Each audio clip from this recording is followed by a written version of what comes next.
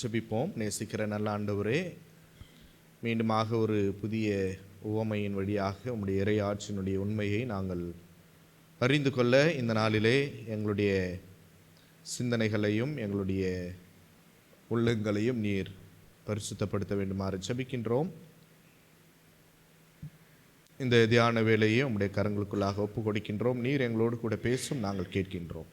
நீர் பெரிய இயேசு கிறிஸ்து வழியாக ஜெபிக்கின்றோம் பிதாவே, ஆமென். அன்புக்குரியவர்களே, மீண்டுமாக ஒரு புதிய நாளிலே ஆண்டவருடைய திரு சன்னிதானத்திலே நாம் வந்து அமரும்படியாகவும் ஆண்டவருடைய இறை வார்த்தையை நாம் தியானிக்கும்படியாக கடவுள் நமக்கு கொடுத்த இந்த வாய்ப்புக்காக நான் ஆண்டவரை போற்றுகின்றேன், ஸ்தோத்திரிக்கின்றேன். ஒருவேளை இந்த தியான கூடுகையிலே பங்கு பெற்று இருக்கின்றதான உங்கள் அத்தனை பேரையும் ஒவ்வொரு கடவுளின் திருப்பெயரினாலே அன்போடு கூட வாழ்த்துவதிலே நான் மகிழ்ச்சி கொள்கின்றேன். ஒருவேளை இந்த தியான கூடுகையானது உங்களுடைய வாழ்விலே ஒரு பெரிய ஒரு மாற்றத்தையும் ஆசீர்வாதத்தையும் உண்டு பண்ணும் என்கின்றதான நம்பிக்கை நிச்சயத்தோடு கூட மீண்டுமாக ஒரு புதிய உவமையை உங்களோடு கூட பகிர்ந்து கொண்டு நம்முடைய தேவைகளுக்காகவும் மற்ற காரியங்களுக்காகவும் ஜெபிக்க இந்த நாளிலே சிறப்பாக நாம் அழைக்கப்படுகின்றோம். இயேசுவானவர் மறுபடியுமாக ஒரு புதிய உவமையை இறை மக்களோடு கூட பேசி இறை ஆட்சியினுடைய தன்மை எப்படிப்பட்டது என்பதை தெளிவுபடுத்துகின்ற ஆண்டவராக இருக்கின்றார். புதையல் என்கின்றதான உவமை, அல்லது ஆங்கிலத்திலே the parable of the hidden treasure, giving up all for Christ என்கின்றதான தலைப்பு நமக்கு அழகாக கொடுக்கப்பட்டிருக்கிறது. The parable of the hidden treasure, புதையலினுடைய உவமையை நாம் தியானிக்க இந்த நாளிலே நாம் அழைக்கப்படுகின்றோம். ஏற்கனவே நான் சொல்லியிருந்தேன், உவமை என்று சொல்லுகின்ற பொழுது இயேசுவானவர் எதோடெல்லாம் தம்முடைய வாழ்வை அடையாளப்படுத்தி கொண்டாரோ அதை வைத்து மறைமுகமாக இறை ஆட்சியினுடைய தத்துவங்களை மக்களுக்கு உபதேசித்து வந்தார் என்று சொல்லி நான் சொல்லியிருந்தேன். இப்பொழுது புதையல் உவமையை குறித்து ஆண்டவர் சொல்லுவதனுடைய நோக்கம் என்ன அப்படின்னு சொல்லி பார்த்தீங்கன்னா, பண்டைய காலங்களிலே மனிதன் பயன்படுத்திய ஒரு மிகப்பெரிய ஒரு வங்கி, ஒரு பொருளை சேமித்து வைப்பதற்கோ அல்லது விலை உயர்ந்த பொருட்களை சேமித்து வைப்பதற்கு மனிதர்கள், ஆதி மனிதர்கள் பயன்படுத்திய ஒரு மிக சிறந்த ஒரு இடம் எது அப்படின்னு சொன்னீங்கன்னா எதுதான்? பூமி தான் இல்ல? பூமியில தான் என்ன பண்ணுவாங்க, எல்லா பொருட்களையும் அவங்க சேகரித்து வைத்த பழக்கம் உண்டு. அதனால தான் சொன்னேன், பண்டைய காலங்களினுடைய முதல் பேங்க் எது தான்? பூமி தான். அப்போ இருக்கின்ற பொழுது இறை மக்கள், குறிப்பாக பாலஸ்தீனங்களிலே அரசாட்சி செய்யக்கூடியவர்கள் அல்லது பணம் படைத்தவர்கள், தங்களுக்கு கிடைக்கப்பெற்றதான விலையேற பெற்ற தங்கம், வெள்ளி, பொற்காசுகள், இவை எல்லாவற்றையும் எங்கே பதுக்கி வைத்தார்கள், எங்கே சேமித்து வைத்தார்கள் என்று சொன்னால், பூமியை நோண்டி அதற்குள்ளாக என்ன பண்ணாங்க, சேகரித்து வைத்தார்கள். அதை தானே நம்ம புதையல் என்று சொல்லுகின்றோம் இல்லை?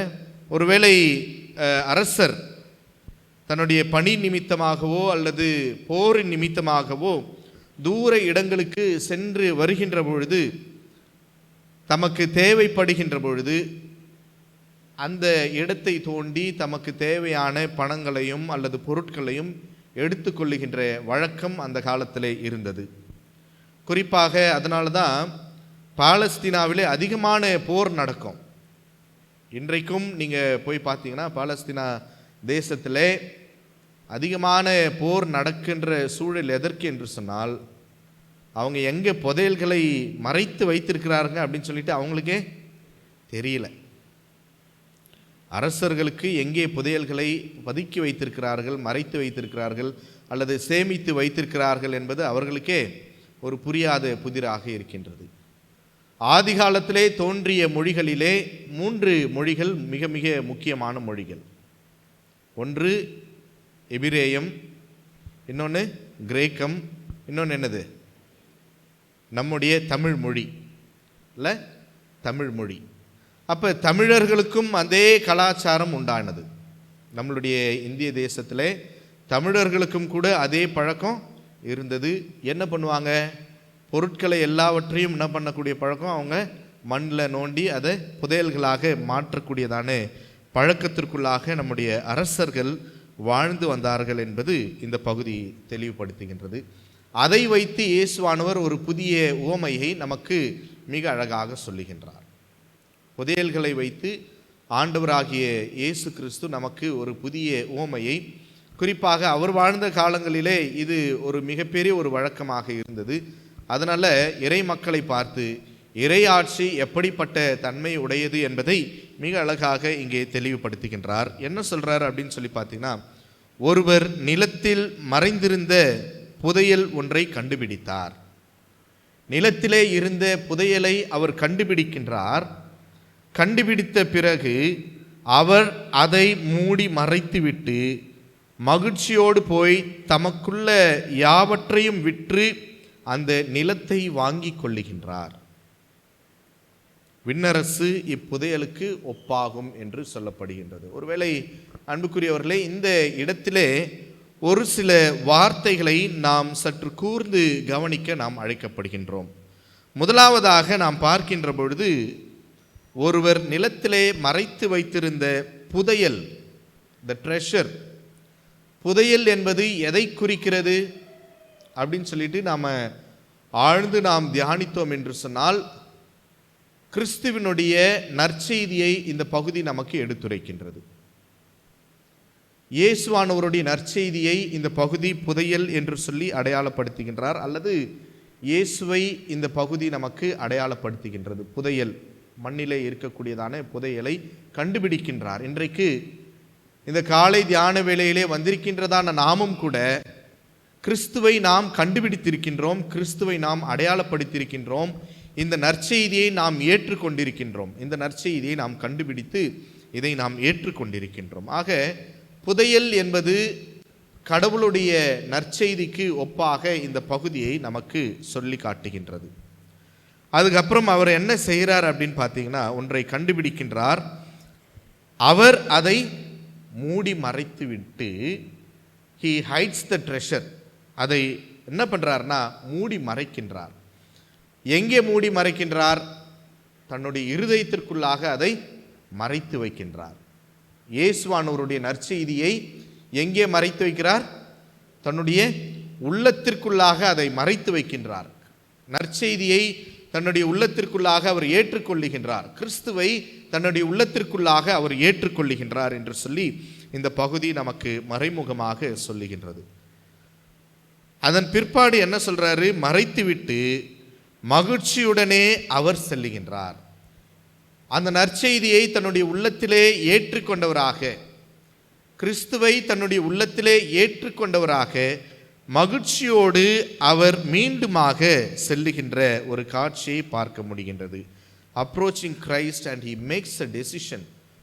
ஒரு முடிவை அவர் எடுக்கின்றார். இயேசு கிறிஸ்துவானவர் என்னுடைய உள்ளத்திலே நான் ஏற்றுக்கொண்டிருக்கின்றேன். இந்த புதையலை ஏற்றுக்கொண்டது போல, இந்த நற்செய்தியை நான் ஏற்றுக்கொண்டது போல, கிறிஸ்துவை என்னுடைய உள்ளத்திலே ஏற்றுக்கொண்டதை அவர் ஓப்பனாக என்ன பண்ணுறாரு? கன்ஃபெஸ் பண்ணுறார், அறிக்கை இடுகின்றார்.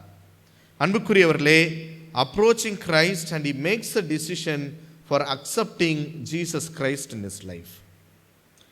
பிற்பாடு என்ன செய்கின்றார் என்று பார்க்கின்ற பொழுது, தமக்குள்ள யாவற்றையும் விற்கின்றார். He is selling everything what he has.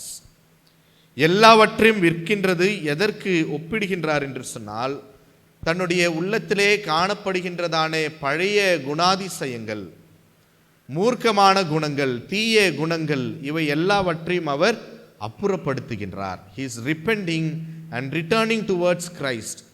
ஏன் என்று சொன்னால், அவர் உள்ளத்தில் இப்போ என்ன இருக்கு? நற்செய்தி இருக்கின்றது. அவர் உள்ளத்தில் இப்பொழுது கிறிஸ்து இருக்கின்றார்.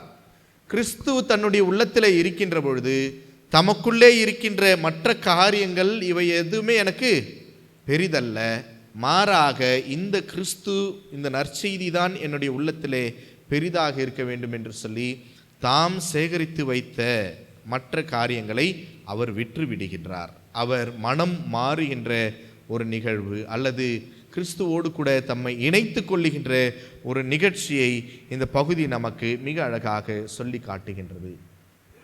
அதனால தான் திருமறையிலே நாம் வாசிக்கின்றோம், ஒருவன் கிறிஸ்துவுக்குள்ளாக இருக்கின்ற பொழுது பழைவைகள் எல்லாம் ஒழிந்து போயின, எல்லாம் புதிதாயின என்று சொல்லி நாம் பார்க்கின்றோம். அன்புக்குரியவர்களே, கிறிஸ்துவை நம்முடைய உள்ளங்களிலே நாம் ஏற்றுக்கொள்ளுகின்ற பொழுது மீண்டுமாக நாம் பழைய வாழ்வோடு கூட நாம் இணைந்திருக்கின்ற பட்சத்தில் இறை ஆட்சியினுடைய தன்மைகளையும் இறை ஆட்சியினுடைய தகவுகளையும் இறை ஆட்சிக்குள்ளாக நாம் பிரவேசிப்பது என்பது மிக மிக அரிது என்பதை இந்த பகுதி நமக்கு அழகாக சுட்டி காட்டுகின்றது. இன்றைக்கு அதே புதையல் இன்றைக்கு நாமும் கூட கண்டெடுத்திருக்கின்றோம் இல்லை? எத்தனை பேர் நம்ம அந்த புதையலை நாம் அறிந்திருக்கின்றோம், கண்டெடுத்திருக்கிறோம்? இந்த காலை நேரத்திலே இயேசு கிறிஸ்துவை நாம் அறிந்திருக்கின்றோம், அவரை நம்முடைய உள்ளங்களிலே நாம் ஏற்றுக்கொண்டிருக்கின்றோம். மனம் மாறுகின்ற ஒரு பக்குவத்திற்குள்ளாக நாம் இந்த காலை நேரத்திலே அழைக்கப்பட்டவர்களாக கிறிஸ்துவை ஏற்றுக்கொண்ட நாம், ஆண்டவரே, என்னிலே இருக்கின்றதானே பழைய வாழ்வை நான் விட்டுவிட்டு அதை காட்டிலும் ஒரு மேலான ஒரு புதையல் என்னுடைய உள்ளத்திலே இருக்குது. இந்த உலக ஆஸ்திகளை காட்டிலும், நான் சேகரித்து வைத்த ஆஸ்தியை காட்டிலும், என்னுடைய உழைப்பின் வழியாக வந்த பொருட்களை காட்டிலும் அதைவிட மேலான ஒரு பொருள் என்னுடைய உள்ளத்திலே இருக்கிறது. அது யாரு? இயேசு கிறிஸ்து. அந்த கிறிஸ்து என்னிலே ஜீவிக்கின்றார். அதனால நான் மனம் மாறுவதற்கு இந்த நாளிலே நாம் அழைக்கப்படுகின்றோம். அன்புக்குரியவர்களே, இந்த காலை நேரத்திலே நீங்களும் நானும் to repent and to return towards Christ, நாம் மனம் மாறி கிறிஸ்துவோடு கூட நாம் இணைத்து கொள்வதற்காக, கிறிஸ்துவோடு கூட நாம் வாழ்வதற்காக இந்த ஓமையின் வழியாக கடவுள் இந்த நாளிலே நம்மை அழைக்கின்றார்.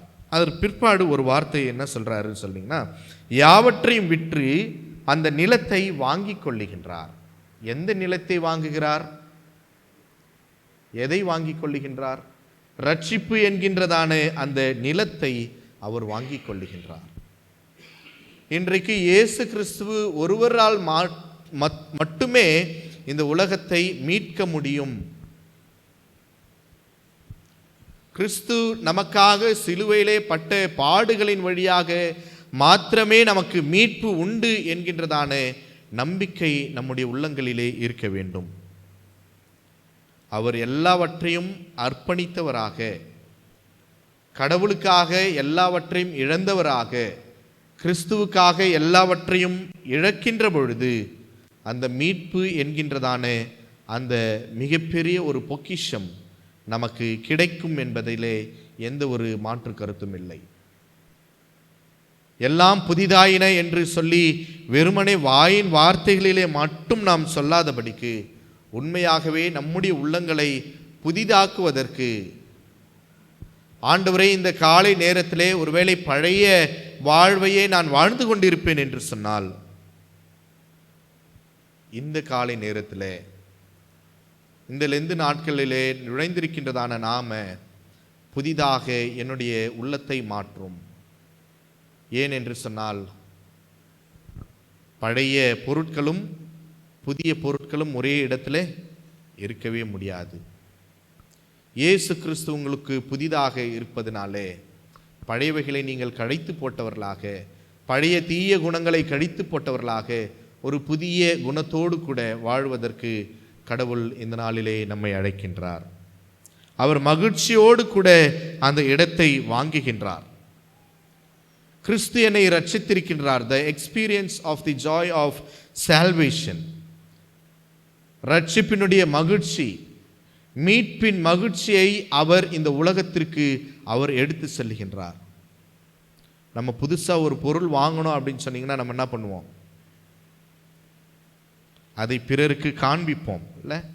புதுசாக ஒரு மோதிரம் வாங்குறீங்க, மோதிரம் வாங்கினீங்கன்னா நம்ம என்ன பண்ணுவோம்? அதை போட்டுக்குவோம், போட்டுட்டு கையை சொறிவோம் இல்லை? என்ன அதை மற்றவர்கள் பார்க்க வேண்டும், அந்த மோதிரத்தை இன்னொருத்தர் பார்க்கணும். அதற்காக முயற்சிகளை எப்படின்னெல்லாம் பண்ணணுமோ அதெல்லாம் நம்ம என்ன பண்ணுவோம்? எடுப்போம்.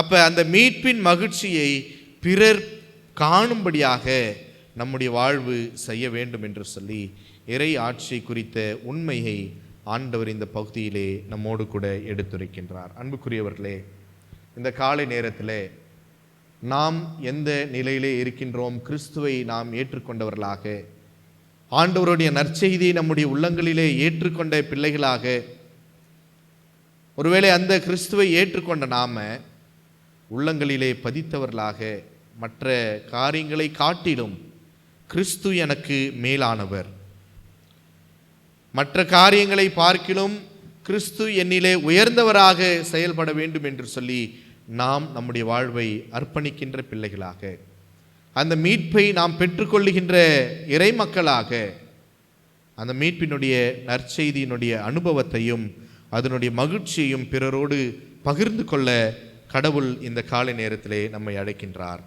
அதை தான் ஆண்டவர் சொல்லுகின்றார். ஒருவர் நிலத்தில் மறைத்திருந்த புதையல் ஒன்றை கண்டுபிடிக்கின்றார்.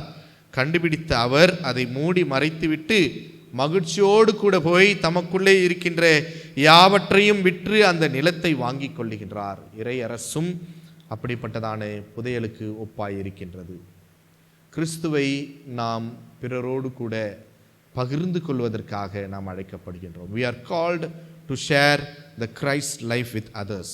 நாம் மற்றவர்களோடு கூட கிறிஸ்துவை பகிர்ந்து கொள்ளுகின்ற பொழுது நம்முடைய வாழ்வை ஆண்டவர் நிறைவாக ஆசீர்வதிக்கின்றார். கண்களை மூடினவர்களாக ஆண்டவருடைய சமூகத்திலே நம்மை ஒப்பு கொடுப்போம். ஆண்டவரே, இந்த புதையல் ஓமையின் வழியாக மீண்டுமாக நான் ஒரு புதிய படிப்பினையை நான் கற்றுக்கொண்டிருக்கின்றேன். ஒவ்வொரு நாளும் ஒவ்வொரு ஓமைகளின் வழியாக கடவுள் இந்த லெந்து நாட்களிலே நாம் செய்ய வேண்டியவற்றையும் இழக்க வேண்டியவற்றையும் நாம் பின்பற்ற வேண்டிய ஒவ்வொரு காரியத்தையும் ஆண்டவர் நமக்கு நேர்த்தியாக போதிக்கின்றார். அப்படி இருக்கின்றதான சூழ்நிலையிலே மீண்டுமாக ஒரு புதிய காரியத்தை ஆண்டவர் நம்மோடு கூட பேசியிருக்கின்றார். ஆண்டவரே, என்னை ஒப்பு கொடுக்கின்றேன்.